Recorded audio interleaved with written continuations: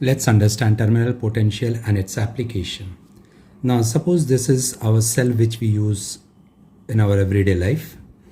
Now E is EMF generated owing to electrochemical reaction in the cell, and R is internal resistance owing to all the chemicals present in the cell. So now assume that I is current which is being generated in the cell.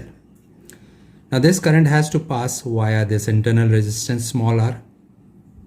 So it would lose some potential, as we know via Ohm's law, IR is equal to V. So now let's assume that the EMF generated by the cell is 1.7 volts. Alright, and IR, that is the volt that is being consumed while passing through internal resistance, is 0.2 volts. So actual volt coming out, V, would be 1.7 minus 0.2, that would be 1.5 volts. 1.7 minus 0.2, which would be 1.5 volts. And this volt that we get is called as terminal potential. Alright, now let's try to get it in terms of formula. Now this is E, which was assumed to be 1.7 volts, and IR is again V, which was taken off from 1.7, that is capital I into R, which was assumed to be 0.2 volts.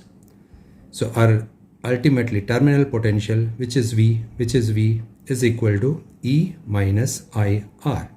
So this is the equation for any cell for terminal potential. The equation is V is equal to E minus IR.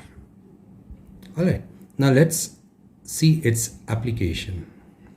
So what formula we derive from this is TP is equal to V is equal to E minus IR. Alright. Now this cell is connected as shown in circuit along with a resistor. Internal resistance is very small, whereas external resistance is really very high. So this is the situation. Let's got a key over here. So we all know electron passes this way, but current flows this way. So current flows through internal resistance, generating a small volt of IR, which is being subtracted from capital E. So the volt which is coming out, that is the terminal potential which is coming out, is E minus IR, as we saw earlier. Alright. Now the current which flows via this also passes via this external resistor. So it generates a potential V, which is equal to IR. Now we know whenever it is connected in parallel, the potential between these two terminals are same for this as well as for this. So we can say that V is equal to capital IR, or the equation also can be like TP, terminal potential, is equal to IR, and that IR is over here, and which is also equal to E minus IR. Alright, as they are connected in parallel. Now what we do is we want the equation in terms of current. So the equation turns out to be E upon R plus R. Obviously what we do is we take this there. So it becomes IR plus I small r, I taken common, and capital R plus R taken at denominator. So I is equal to E upon R plus R. Now this is an equation which has to be really understood pretty well, because we get lots of numerical based on this. Now further application of this would be there when we see it being used for equivalent EMF and equivalent resistance. This is just a small circuit diagram which we are already aware of for this purpose. Now if there's current which is being bifurcated into I1 and I2, there are two resistors over here, resistances over here, one resistance over here, one resistance over here, R1 and R2. So we are aware that the potential across this terminal would be V, same. So it has to be I1 R1 is equal to I2 R2, Ohm's law. All right, IR is based on Ohm's law. So this is the law when two resistances are connected in parallel. All right. Now let's understand how do we find EMF of this unit. How do we find resistance of this unit? Now we call it as equivalent EMF and equivalent resistance. So it's the same situation. Now we have two cells connected in parallel, like poles connected, so parallel. All right.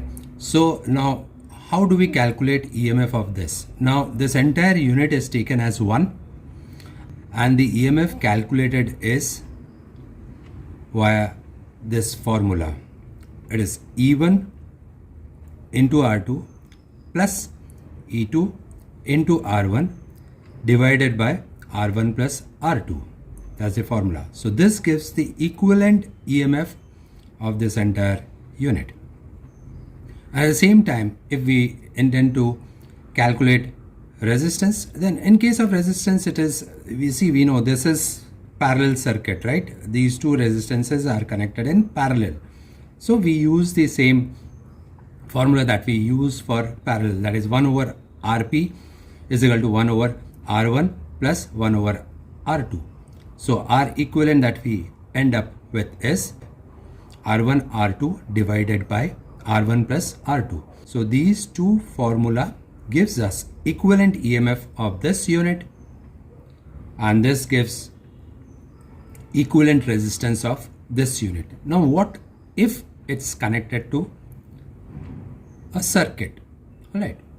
So now we connect this unit of two cells connected in parallel to this circuit. Now in this circuit we have resistance R.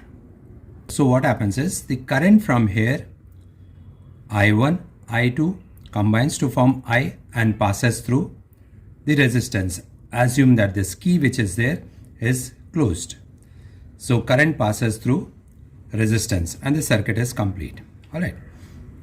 So what would be the equation?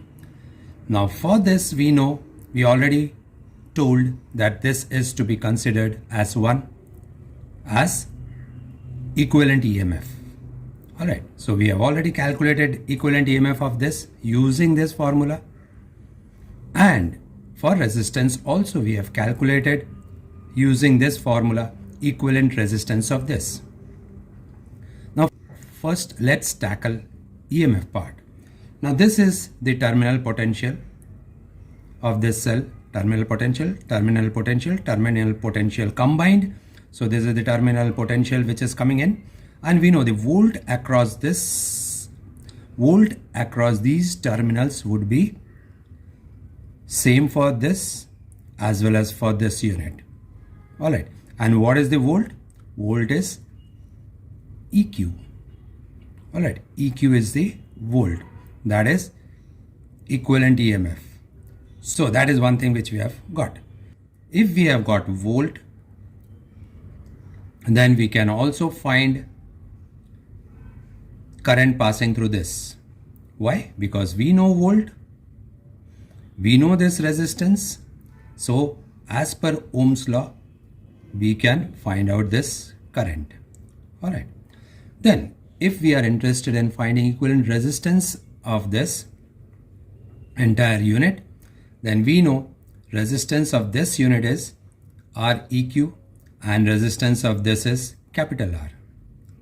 So total resistance can be found out. Alright, so we know that this entire unit is in parallel to this unit. So using the formula 1 over Rp is equal to 1 over Req plus 1 over R, we would be able to find out resistance, the combined resistance of this unit. This is how we utilize this EQ, Req for calculating values, whether it be for current, whether it be for resistance, or whether it be for equivalent EMF or equivalent R. Now these type of questions are also very common. So we would be expecting numericals of these type, either NEET or JEE. Alright, so please understand these well.